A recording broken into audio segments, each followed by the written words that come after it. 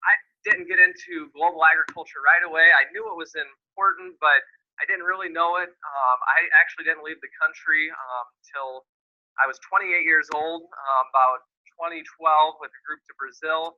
And since that time, I found myself in Kosovo, Denmark, Haiti, Nicaragua. Going to be making my way to Malaysia with as well. But started out as a high school ag.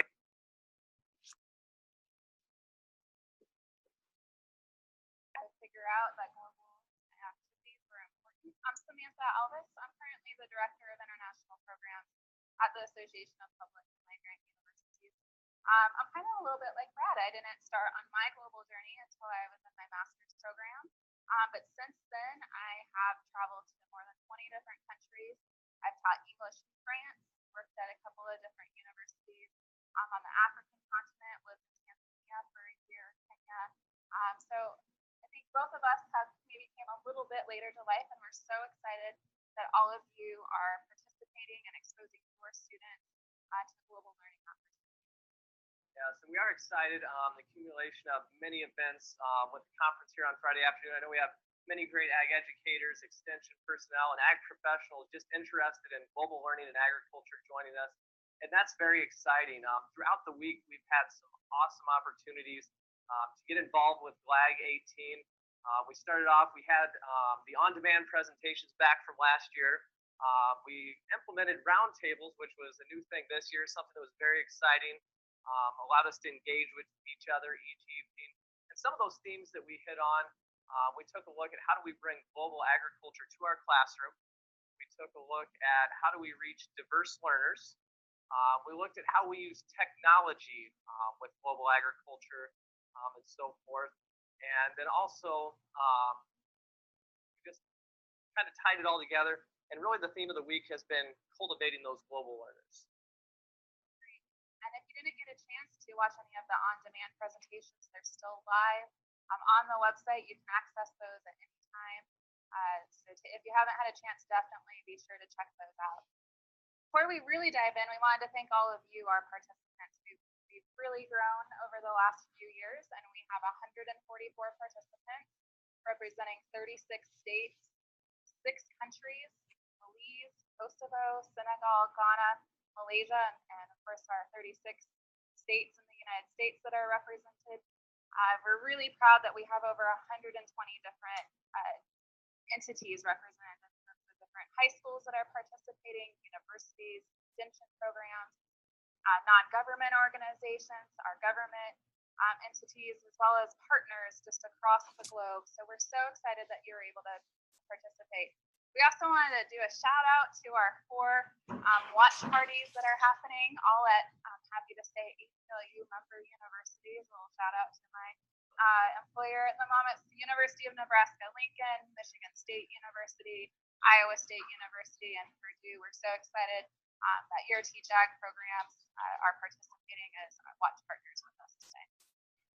Absolutely, and we're just excited to have you here. What's great about an online conference is, we don't have to worry about travel, budgets getting tight, and things like that, and it allows us to bring a great group together and so forth. So we're just glad to have so many people joining us wherever you may be with students and educators.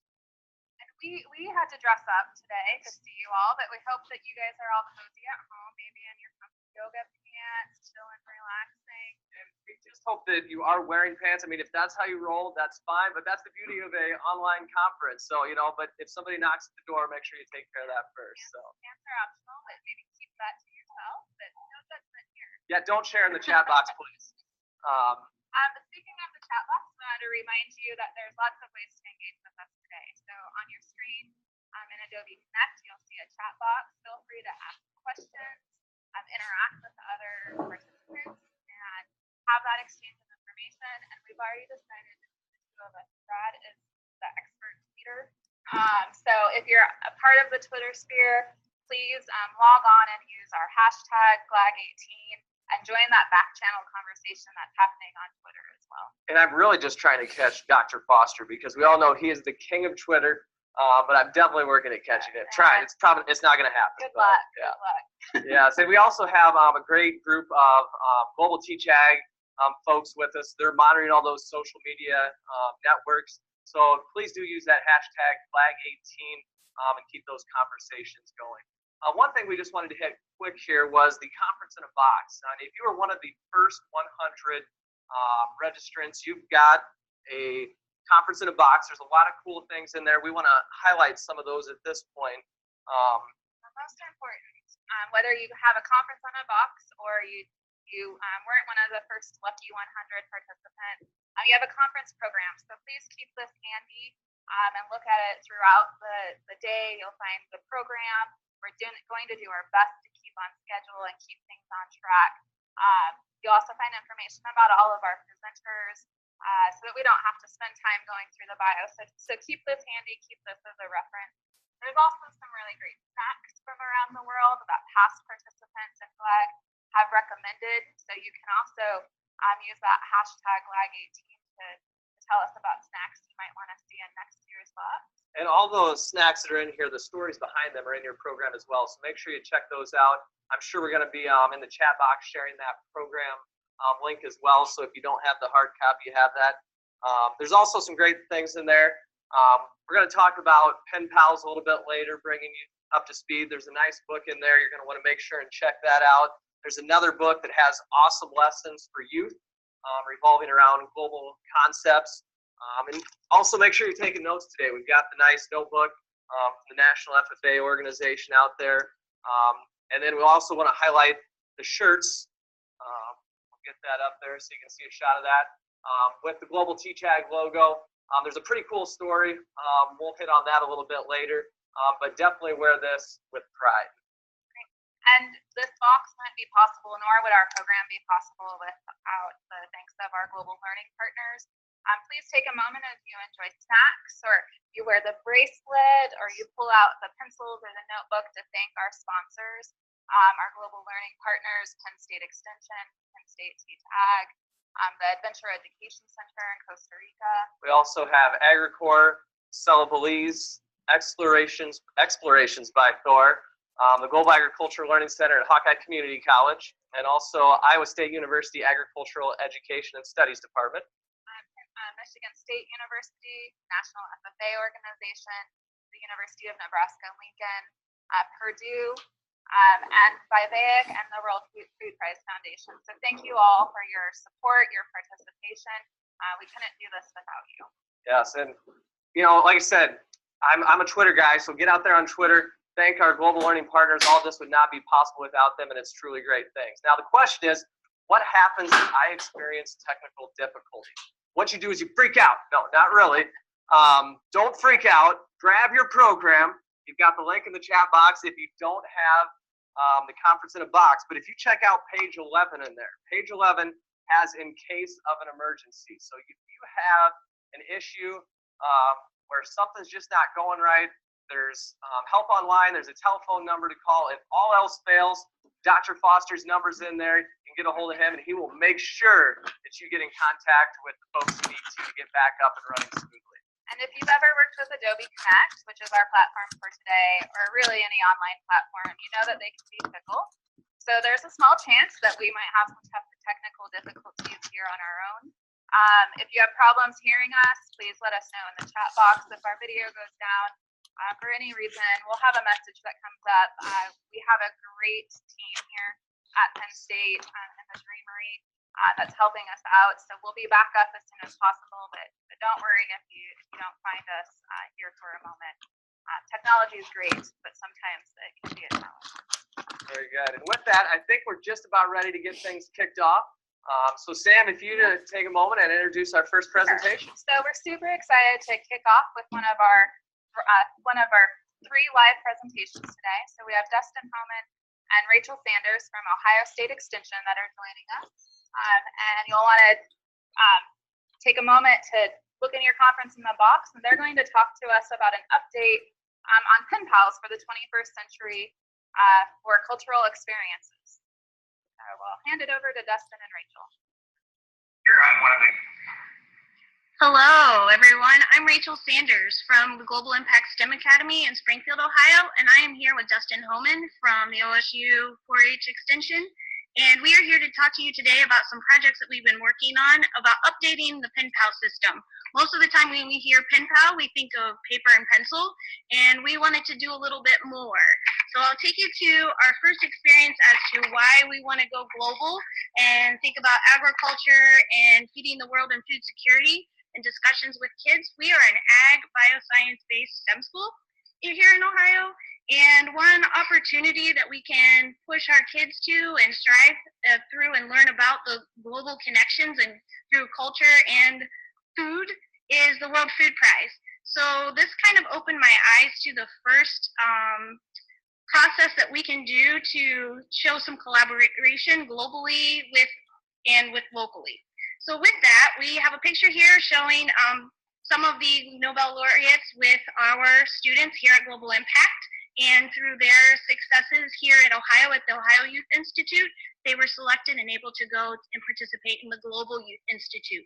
And currently they are actually running one of the cultural difference activities with our 7th and 8th grade as we speak. And here is Dustin Holland to talk about his connection. Thanks, Rachel. As Rachel mentioned, my name's Dustin, and I work for Ohio 4-H through Ohio State University Extension. And as Rachel mentioned, her kind of transformative experience with the World Food Prize, well, for me, it was in 2014. Had the opportunity to serve as an AgriCorps fellow, and I won't take the time to explain AgriCorps because then I'd be stealing our keynote speaker's thunder. But this transformative experience for me, really, it happened, it was kind of a fate. I was walking to and from 4-H Ghana headquarters every day, and I would pass by Wesley Methodist JHS, which stands for Junior High School. And I finally built up the courage to walk in one day to talk to the headmistress and ask her if she'd be interested in starting a 4-H club. She immediately pointed me to Mr. David Adi, and you'll see him, his head is peeking out in the upper right-hand part of this picture. He's about one of the only ones not in a uniform. Mr. Adi was the junior high science teacher, and it was through this partnership while I was in Ghana helping to advise this 4-H club that I was able to bring that experience back and get connected in with Rachel. So why do we tell you these experiences? Well, as we're thinking about 21st century pen pals, we've formulated our own formula for how we believe this works. And it's important to understand how we got here. Both Rachel and I had transformative experiences. Rachel with the World Food Prize, myself with AgriCorps and 4-H Ghana. And after those experiences, we desired to do more than just participate or receive in those experiences. In addition, both of us are very persistent and passionate people, if you know anything about us, and we believe those are characteristics you need when undertaking something in the unknown. And finally, Rachel and I had a connection. So earlier in the week, there was an on-demand presentation presented by Jane Hunt from Grow Next Gen. Rachel is a teacher leader through Grow Next Gen, and as I became involved with Grow Next Gen, I was introduced to her. Again, our paths crossed, and through this, all of these different pieces of this formula, Rachel and I put our heads together, really to try to use our spheres of influence to answer Dr. Adesina, who was the 2018 World Food Prize laureate, 2017, his call to get youth interested in agriculture both in Africa and at home. So Rachel and I would like to share with you some activities that we are beginning to pilot test here in Ohio to specifically connect youth in Ohio as well as in Ghana, Africa. So I went back to class after talking to Dustin, and we thought we'd have this connection, global connection. And right away, all of our students have an Apple MacBook, and they wanted to figure out how could we upgrade to the 21st century with these pen pals. So one way is they wanted them to know what a scientist looks like and what some of the equipment that they would use in a typical science classroom here in our class, as well as they want to share with Mr. Adi's class in Ghana. So with that, we created a fundraiser called Glass for Glass. And actually, our bioresearch students worked with the art department, and they learned how to etch glass to make their own votive candles and raise money for science glassware to send to Mr. Adi. That was one of the major projects to kind of get them focused. And then we also had a student expo night where they put these votives on display, and were able to talk to over 300 community members that actually participated in our event. And Rachel mentioned the reason we called the glass for glass is the students sold these glass jars in the hopes that we could raise money then to be able to purchase scientific supplies, of which some of those are glass, to be able to send to Mr. Adi to help him in his science classroom. Another project that we piloted to try to connect youth in Ohio as well as in Ghana is what we call Garden to Garden. And this was kind of an unexpected meeting that I now believe was fate. I was in a meeting and a representative from the YMCA happened to corner me and talk to me about some of the resources that they had at their facility, and then also mentioned that the YMCA, in addition to 4-H, is a global organization. And so the YMCAs were able to bring forth to this partnership land, actual facilities, which you'll see those in the pictures. The garden on the left is a dormant raised garden bed at the North YMCA, which is a facility located in Northeast Columbus. And the picture that you see on the right is a dormant plot of land at the Accra YMCA. Accra is the capital of Ghana. And so the YMCAs came to us with the land as well as youth. Youth are naturally going to these facilities. They're participating in their summer camps. And so with those two assets, 4-H was able to come forth and bring both the technical expertise as well as the curriculum and youth activities to teach them about gardening. And for our garden here in Columbus, we've been doing this now for 2 summers. We've involved over 30 different youth, and they have produced over 150 pounds of produce, which we've been able to provide back to the community for free in an area that is considered a food desert. In terms of our garden in Accra, we dealt with a few setbacks, but the garden is currently being cultivated in the hopes that it will be ready to go for the next growing season. And the final activity we're going to highlight today is, we like to call it an agricultural exchange. And let me preface all of this by saying is that Rachel and I know that actual physical exchanges, they cost a lot of money. But I think we would both agree that that investment is worth the value. It's great to be able to do things virtually at low cost, but there are just some pieces that you can't capture through that, that are through face-to-face interactions and being able to work together when youth have that opportunity. So through some generous funding through Ohio State University, this past August, we were able to bring 5 Ghanaians to Columbus, to Ohio, for a week. Mr. Boateng, who's one of the keynote speakers, was one of our chaperones. And we had 2 male chaperones and 3 young women representing both 4-H Ghana and YMCA in Ghana. And so that kind of leads us to this exchange experience, and it was definitely an agricultural experience. For, if you see in the top left the picture, my students are actually working with the young ladies from Ghana, and they're showing them about tissue culturing and things that they could maybe apply back when they go home in their classrooms and universities. The other picture is one of my juniors showing about our greenhouse. We were blessed with a new greenhouse on the side of our laboratory, so the girls were amazed that this was part of their curriculum. But the biggest thing is the stereotypes that my students had of these young ladies coming for the visit, as well as their stereotypes.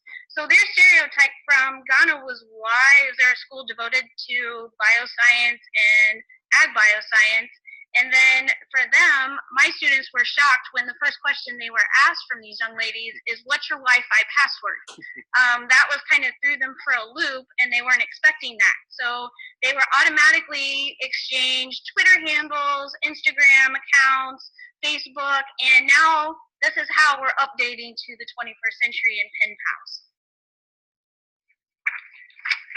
For any of you that have been part of any type of cross-cultural trip or experience, you'll know that they present some awesome opportunities for those, what I like to call newspaper moments. You get a great photo, it's a great story, but so what?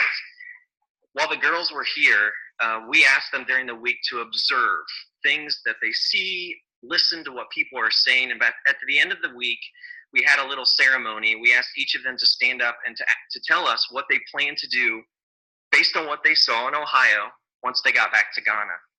And I'd like to quickly share those with you.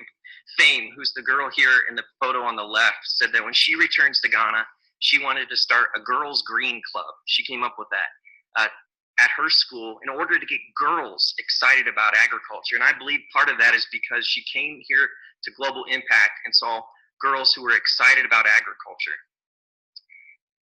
Amelia, the girl in the middle, said that when she goes back, she wants to coordinate more joint activities between 4-H and YMCA youth. And finally, Theodora, the girl on the right, said that when she goes back, she wants to start a community garden club to engage youth who are around her age but who are not in school.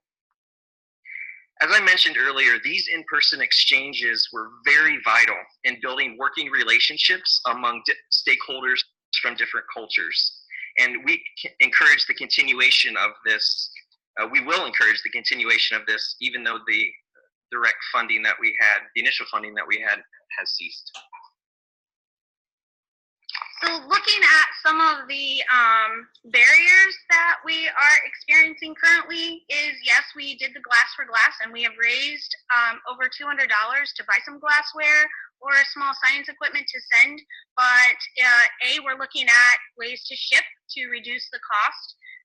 B is if we would like to just transfer the money or create a donation, how does a school finance group go about doing that? So right now, shipping and transferring the money raised is giving us the barrier, but this is where persistence, we go back to persistence and passion, and we're working on how do we make this work, and we will make this work. And Dustin will give you some recommendations. You look at these recommendations, and this is nothing new, nothing revolutionary, but Rachel and I just wanted to reiterate, use your existing avenues and contacts. You don't need to spend a bunch of time searching the globe for someone who's as interested as you are. For Rachel and I, it just happened to be a common connection, just having a conversation with someone related to international work. The other thing is, you hear the adage, you don't know what you don't know until you ask. And when you begin to engage in these experiences with other cultures, I think from my own experience as part of the Western world, so I would classify the United States as part of that, sometimes we go in with mentalities of, we need to save, or we need to be able to fix other systems. And you really have to check that hat at the door, because as much as we're trying to be able to assist Mr. Adi and 4-H Ghana, 4-H Ghana has done just as much, if not more, to teach us. And so we really encourage you to go in with that mindset. So now to go back to the passion part as a classroom teacher, how can we do more, and what can we do with the technology and science piece for the pen pals? And currently my students are working on standard laboratory operating procedure videos to show them how to use the equipment we are going to send them, as well as presentations, because we don't know what a technology barrier they may have, as well as creating some culture and entrepreneurship experiences, like you see the bracelet and the coffee, that we can try to work together as well. And just to follow up on Rachel's comment, the coffee that you see there is actually grown by 4-H members, what they call 4S, which the 4-H is translated into Spanish, 4S members in Nicaragua. And we piloted a club fundraiser with that, so they ship the coffee here, and we have 4-H members who are selling that. And the right photo that you'll see there are some bracelets made by 4-H Ghana members that we're hoping we might be able to sell as well. The final thing we would like to say is medase, which is thank you in Twi. It's one of the languages spoken in Ghana. But we'd like to end our presentation with 2 short clips. I'm hoping Daniel will have those pulled up for you, showing a little bit about the experience of our girls interacting here at Global Impact.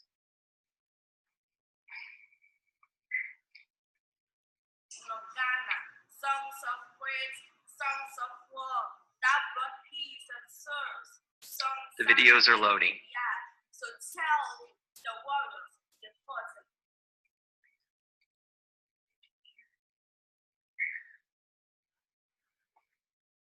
All right, medase, Medase. and thank you all.